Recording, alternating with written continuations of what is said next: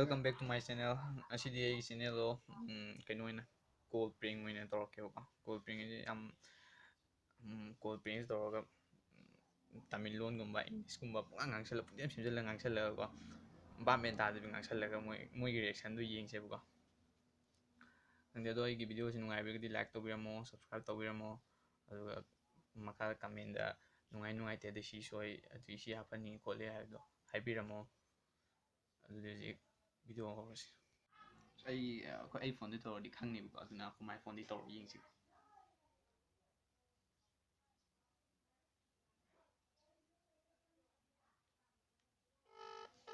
ꯆꯠꯂꯦ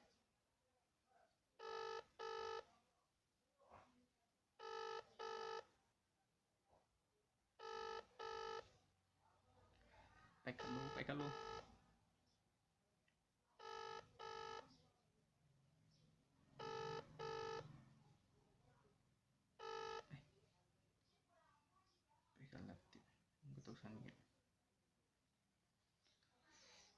ꯑꯃꯨꯛꯀ ꯇꯧꯁꯟꯒꯦ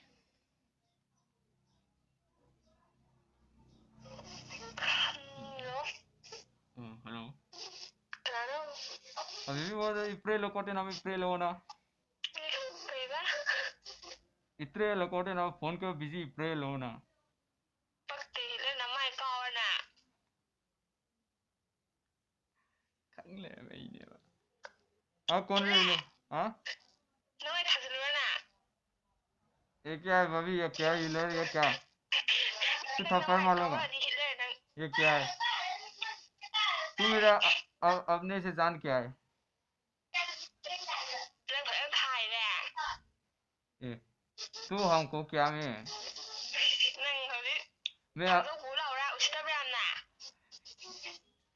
तो अपने में क्या है तो मेरे कुछ होता है फोन नहीं है ए मेरे बच्चे ये क्या है तू मेरे अपने तू दिल तो मैं पागल में तू सनम तेरे कसम में अपने तो हम तो दिल में कुछ होता है हमगे मान हमको तवन सावनगी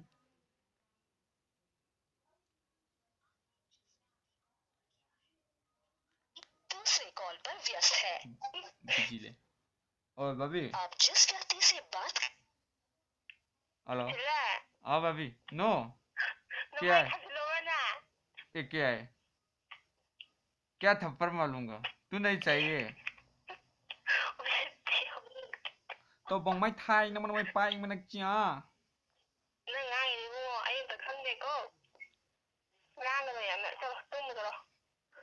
क्या भाभी तू मेरा अपने हम में दिल से कुछ आता है तू सनम मेरे तनम से दिल तो पागल है तो हम तो मैंने से पागल में तुम हम तो दिल में पागल से कुछ होता है कौन से रिनाल्डो नंबर सेव तो होते कहीं रिनाल्डो नहीं मानो कौन रिनाल्डो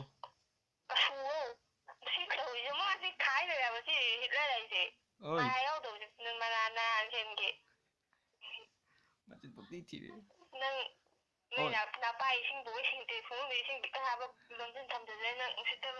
ओ इल कोटे नाम इप्रिल कोटे नाम टाटा ये लो टिकट ये लो ना चंपेस्ताया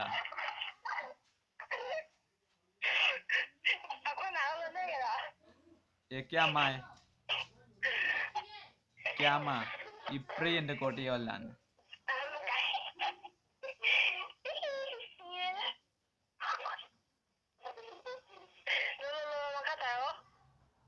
ये क्या ये मेरा नहीं तो अपने वाउस क्या है तो हम तो मिले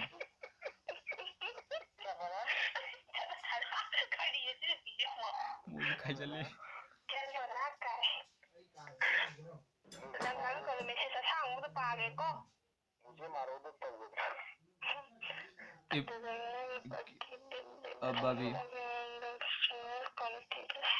बाबी ये लोकोटे नाम इत्रे लोकोटे ना ब्रेंड है ना टाटा ये लोकोटे नाम इप्रिल चंपेस्तावाना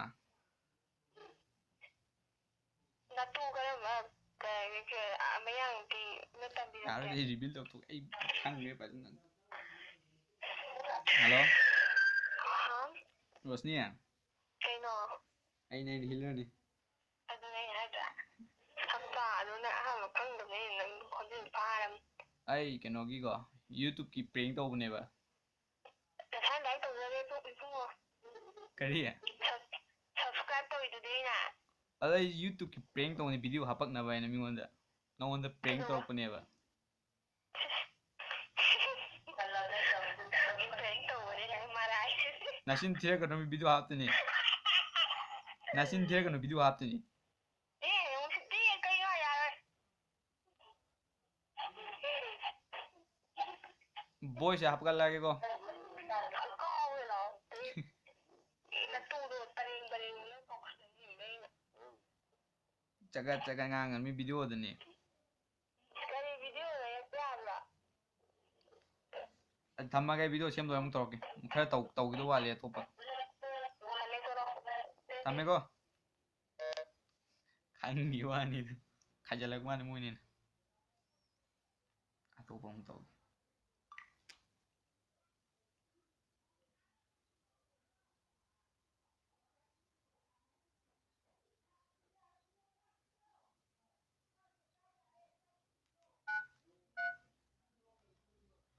ꯅꯤꯅꯦ ꯑꯃꯈꯛ ꯂꯩꯌꯦꯕꯀꯣ ꯑꯗꯨꯗ ꯇꯧꯒꯤꯕ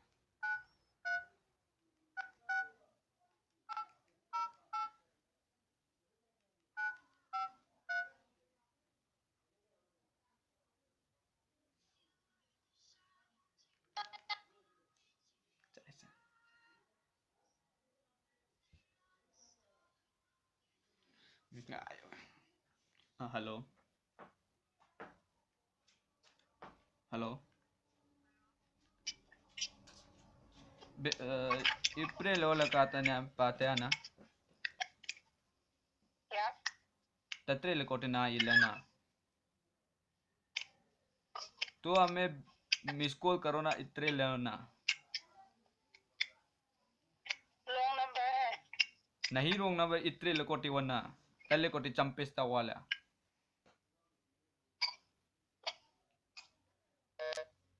Kakki one तोक्सन yung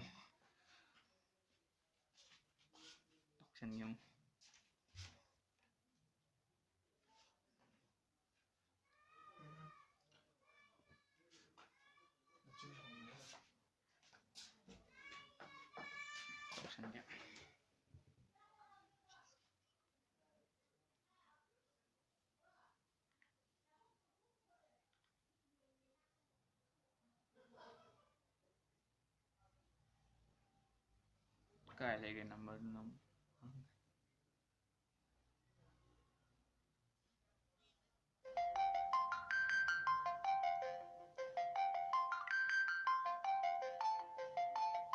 atau number am phone tari mo kata lagi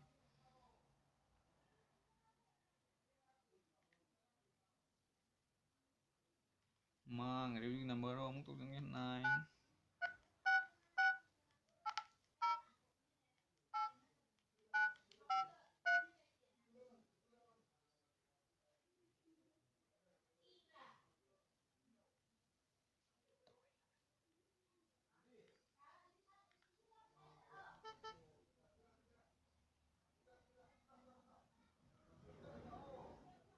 3 na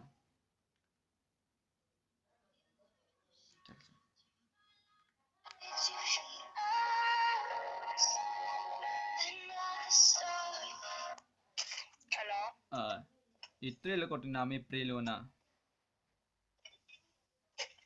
कनानो फोन तौरसिबो इल्ल को नामी तमिलनाडु April चंपेस्ता वाना ये क्या का प्लेस है ये Manipur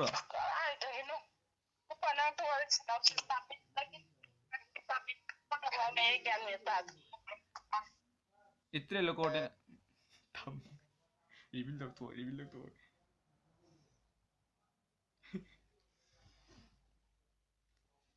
tinggal ngadi pakai lagi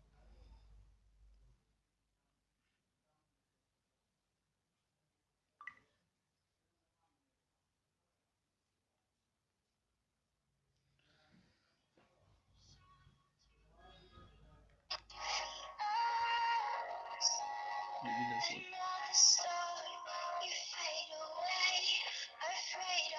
ꯄꯥꯏꯈꯠꯂꯛ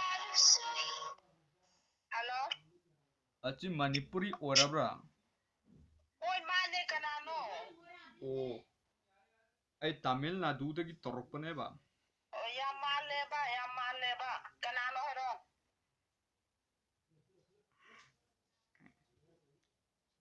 hello reveal ꯇꯧꯊꯣꯛꯑꯒꯦ ꯀꯥꯟꯗꯤ ꯍꯜꯂꯣ ꯀꯅꯥꯗ ꯇꯧꯕꯅꯣ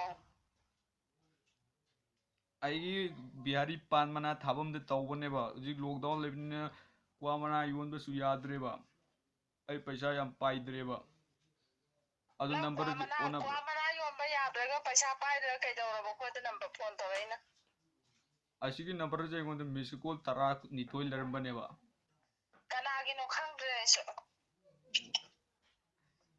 ꯔꯤꯚꯤꯜ ꯇꯧꯊꯣꯛꯑꯦ ꯅꯦꯅꯦ ꯎꯝ ꯑꯩꯅꯦ ꯍꯤꯂꯔꯅꯤ ꯅꯃꯥꯏ ꯊꯣꯝꯖꯤꯜꯂꯧꯔꯅ ꯊꯨꯖꯥ ꯑꯩꯅ ꯋꯥꯆꯞꯇ ꯂꯤꯡ ꯑꯃ ꯊꯥꯈꯤꯕꯗꯣ ꯌꯨꯇ꯭ꯌꯨꯕꯀꯤ ꯑꯥ ꯑꯗꯨ ꯌꯨꯇ꯭ꯌꯨꯕꯇ ꯚꯤꯗꯤꯑꯣ ꯍꯥꯞꯀꯠꯄꯩꯅꯦꯕ ꯀꯣꯜ ꯄ꯭ꯔꯦꯡ ꯇꯧꯕꯅꯦꯕ ꯑꯥ ꯑꯗꯨꯒꯤꯅꯤ ꯍꯣꯔꯦꯟ ꯌꯨꯇ꯭ꯌꯨꯕꯇ ꯍꯥꯞꯄꯛꯀꯦ ꯌꯦꯡꯉꯨ ꯑꯣ ꯀꯌꯥꯗꯒ ꯃꯥꯅ ꯁꯥꯟꯅꯈ꯭ꯔꯦ ꯅꯪ ꯍꯤꯂꯔ ꯅꯪ ꯀꯣ ꯍꯥꯎꯅꯨ ꯍꯣꯔꯦꯟ ꯑꯩ ꯚꯤꯗꯤꯑꯣ ꯁꯦꯝꯗꯧ ꯑꯃꯨꯛ ꯇꯧꯔꯛꯀꯦ ꯍꯣꯏ ꯍꯧꯖꯤꯛꯀꯤꯗꯨꯅ ꯌꯥꯔꯦ ꯑꯃꯒ ꯑꯃꯨꯛ ꯌꯦꯡꯁꯤ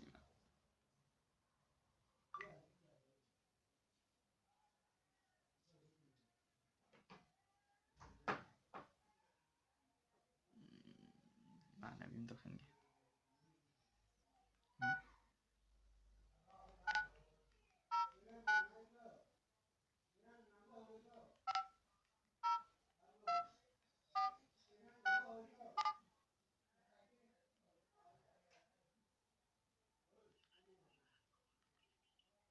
ꯕꯤꯖꯤ ꯂꯩ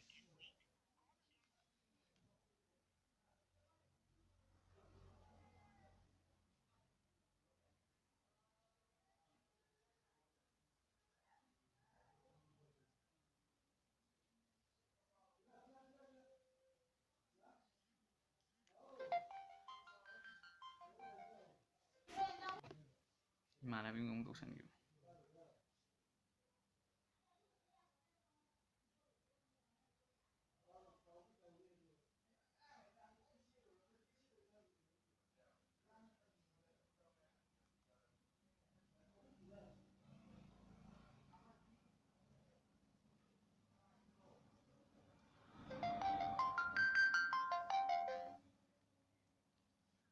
ꯍꯜꯂꯣ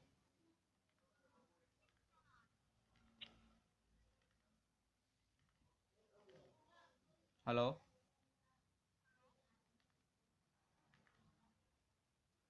ꯍꯜꯂꯣ ꯀꯅꯥꯅꯣ ꯁꯤꯕꯣ ꯑꯁꯤ ꯂꯦꯝꯕꯤꯁꯅꯥ ꯑꯣꯏꯕꯤꯔꯕꯣ ꯍꯤꯂꯔ ꯍꯥ ꯍꯤꯂꯔ ꯑꯩ ꯊꯣꯏꯕꯅꯦ ꯀꯥꯏꯗꯒꯤ ꯂꯦꯡꯕꯤꯁꯅꯥꯅꯣ ꯇꯧꯔꯛꯏꯁꯤꯅ ꯐꯦꯁꯕꯨꯛꯇ ꯂꯦꯝꯕꯤꯁꯅꯥ ꯋꯥꯡꯁꯟ ꯍꯥꯡꯕꯗꯣ ꯅꯠꯇꯕ꯭ꯔꯥ ꯅꯠꯇꯤꯌꯦ ꯍꯤꯂꯔ ꯑꯩ ꯊꯣꯏꯕꯅꯦ ꯀꯥꯏꯗꯩ ꯊꯣꯏꯕꯅꯣ ꯋꯥꯕꯒꯥꯏꯗꯩ ꯋꯥꯕꯒꯥꯏꯗꯒꯤ ꯎꯝ ꯃꯥꯟꯗꯦꯗ ꯑꯩ ꯋꯥꯕꯒꯥꯏꯗꯩ ꯊꯣꯏꯕꯅꯦ ꯑꯩ ꯊꯣꯏꯕ ꯂꯣꯏꯕꯨ ꯍꯥꯏꯅ ꯍꯥꯡꯕꯅꯦ ꯌꯥꯝ ꯃꯥꯟꯗꯦꯗ ꯑꯁꯦꯡꯕꯩꯅꯦ ꯀꯥꯏꯗ ꯇꯧꯕꯅꯣ ꯂꯦꯝꯕꯤꯁꯅꯥꯗ ꯇꯧꯕꯅꯦꯕ ꯁꯤꯅ ꯀꯩ ꯂꯝ ꯑꯣꯏꯕꯤꯔꯕꯅꯣ ꯌꯥꯔꯦ ꯀꯩꯗꯧꯔꯦ ꯁꯤ ꯃꯣꯏꯔꯥꯡꯅꯦ ꯑꯣ ꯑꯣ ꯁꯣꯏꯈꯤꯕ ꯑꯣꯏꯔꯝꯃꯅꯤ ꯌꯥꯔꯦ ꯍꯤꯂꯔ ꯄꯛꯈꯤꯗ꯭ꯔꯕꯅꯤ ꯀꯅꯥꯕ ꯀꯅꯥꯕ ꯍꯤꯂꯔ ꯅꯠꯇ꯭ꯔꯣ ꯑꯩ ꯊꯣꯏꯕꯅꯦ ꯍꯥꯏꯔꯒ ꯌꯥꯝ ꯄꯣꯡꯉꯥꯏ ꯊꯝꯃꯣ ꯌꯥꯔꯦ ꯑꯗꯨꯗꯤ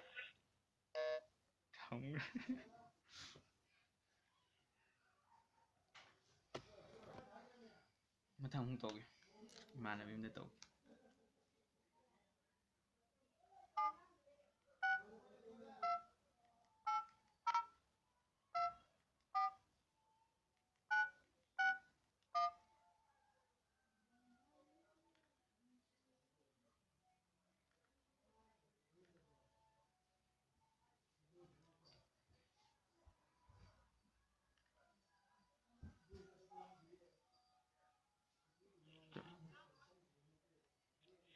Hello? Hello? This never to how to count.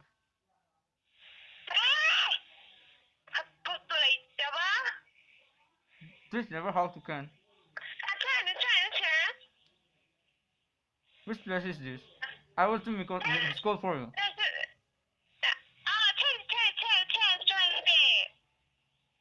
Hello, Miss. You text Miss call for me. This is Korea, change the fence. Korea. Korea. Oh, Oh, sir. Korea. 어디야? 어디야? 샤샤 사랑해.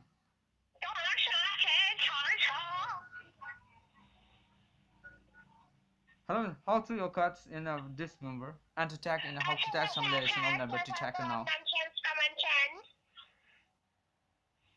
You never check to how.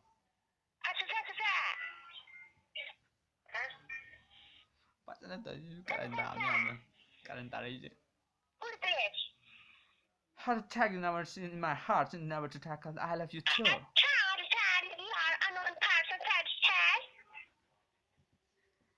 Yeah, and the number is how to tag and because it's never to tag it's for never to tag and never to tag how to this number.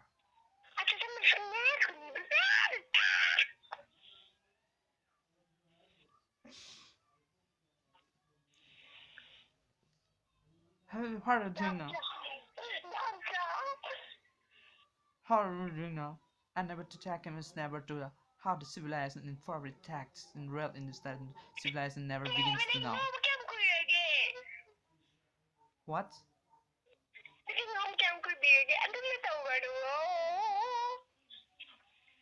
Who are you?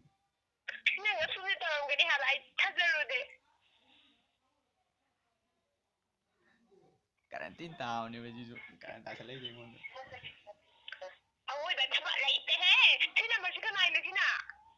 Who are you? How to tag number? Can you tell me your name? Oh, very nice. I'm not eating to food. No, I'm not asking food. I'm asking your name. Name. Oh yeah, I'm beautiful. No.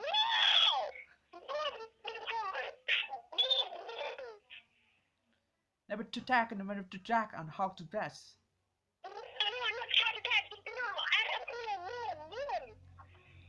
You're from India? What? Korea.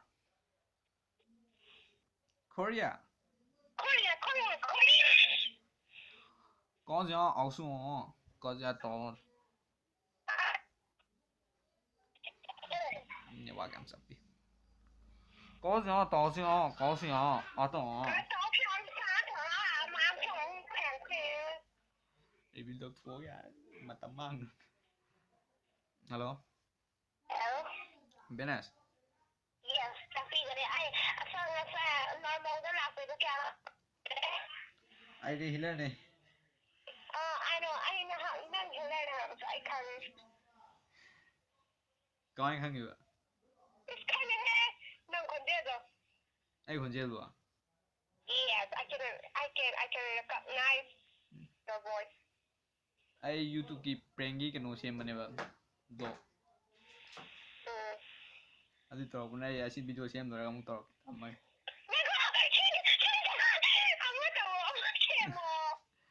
Ai khang dia cerita kalan ni.